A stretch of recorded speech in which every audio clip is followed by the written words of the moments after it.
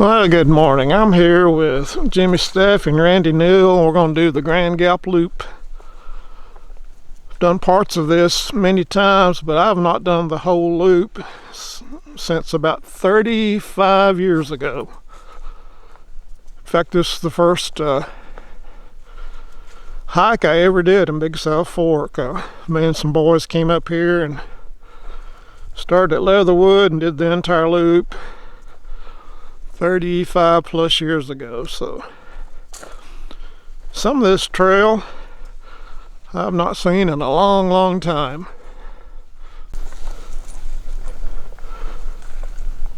After we did the trail, I was coming out back to the main trail, and here was a long grave.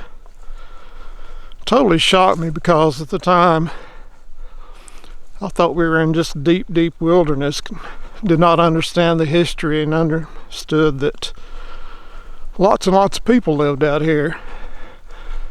Of course, it's Archie Smith, and the story is that it was going to be a family grave, and family moved off to Oak Ridge to work in the 40s and left little Archie, and it never became more than just one solitary grave. Never understood the name Grand Gap. It was named after a gentleman by the name of Grand Slavin. He had mules up here, and he would take them down the gap, down to the river, and hence it became known as the Grand Gap Loop. Here's the old remnants of the road that goes along the ridge. You can follow it back to the car, but where Alford Smith lived down over the hill down here.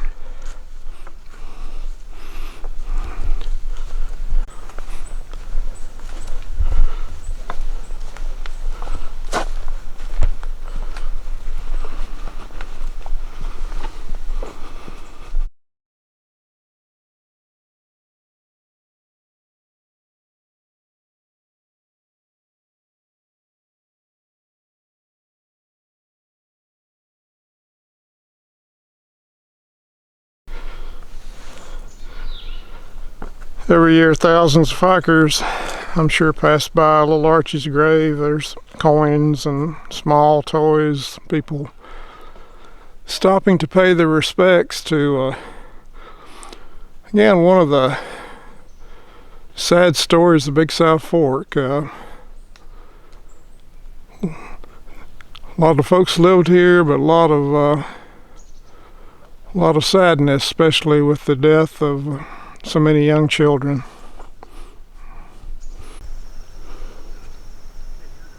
And this is what makes this hike worth every mile. First of several overlooks.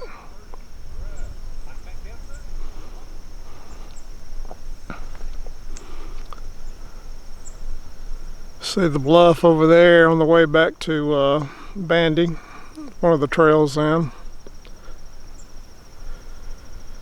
And still very sad to see the hemlocks, remnants of many dead trees. See some dead ash trees down there as well. Very sad indeed. You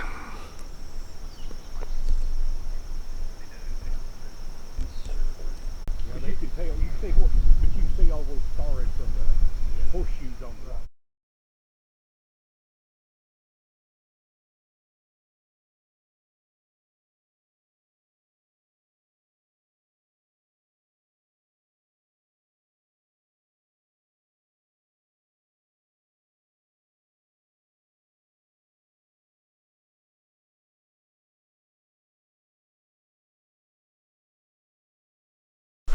Alrighty, getting ready to see one of the premier overlooks in Big South Fork. Angel Falls Overlook. Again, first time I saw this was 35 plus years ago. Wife and I the other night were talking about the kids we took on the hike, and I think most of them are in their late 40s, maybe 50 by now, so makes you feel a little old.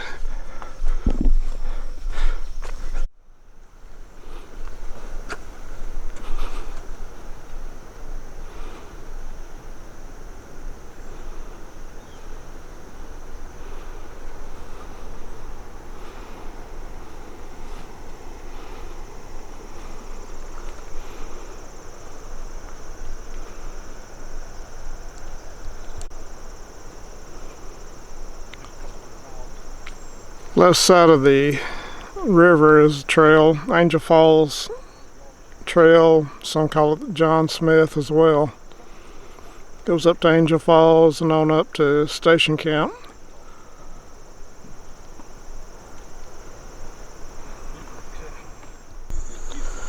After you leave the overlook, the trail stays really close to the bluff line. A couple little spots if you're brave enough to shimmy over and make some pictures.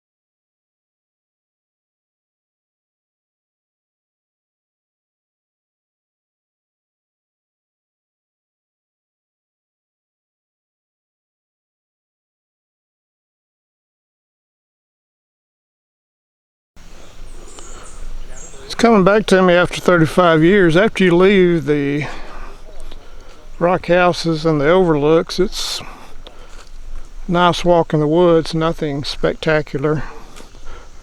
We're probably gonna, well, one thing a lot of people don't know is these trails are almost on top of each other, going and coming. You can just cut over a few feet and be on the trail out. So we'll see what everybody wants to do. Maybe do a little exploring. Old road that comes in from the parking lot to check her out. Alrighty, we're gonna get off trail a little while and follow the old road from Alford Smith and see where it has to terminate somewhere on a bluff.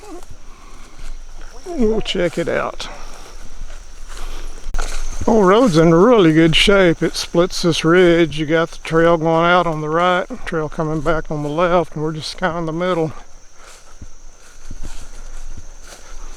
Thing hasn't been used probably in, well, I'm sure Jeeps and stuff like that used it on up into the 60s. But in real good shape. There's signs that ancient man has been through here. Left his calling card.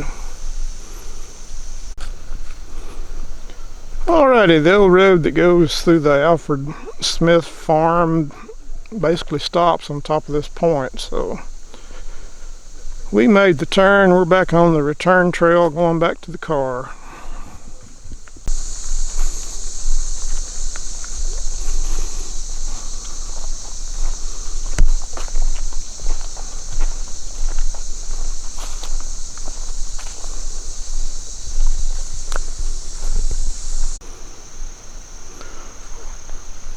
Wonder about the road just splitting this ridge and dead ending. Then it dawned on me, if you look at this place like they would have looked at it 100 years ago, this would have been a big flat cleared area. So probably cattle, a little bit of farming, which would explain the road just dead ending, which is also an indication there's not a really good way down over the bluff down to the river. Often make mistakes coming up here and viewing this land, trails and hikes from what it looks like now, and oh my, 120 years ago this would have been remarkably different. Very open, very clear. Flat land was like gold. It was very high in demand, so there's no doubt this area, and you look at the trees, they're still pretty small. This area on this whole ridge was probably cleared out. Looks like we're in the general vicinity where Alford Smith's home would have been. Right at the end of the road. We're getting ready to join the main road. There's a clearing up there. I won't call it a clearing, a level spot. And think about it. You go down no business places like that, you can find signs of cabins from 200 years ago. A lot of stone and foundations, that type of thing. The more modern homes, and he left here in mid 40s, I mean, they disappear and there's no trace whatsoever. So more than likely right up on this little flat here, but I'm not really sure. Well, alrighty, we're back to the fork of the trail. We went straight to the overlooks. Now we're gonna hang back to the car. Overlooks are just amazing. Cannot underestimate how beautiful they are. And one thing is we found what we think is a way down into the river, so we're happy with that. So I hope you've enjoyed it. We'll talk to you later. We were this close, so we just went ahead and walked up to the overlook on the John Muir. It's one of our favorites. Those places you can sit here all day.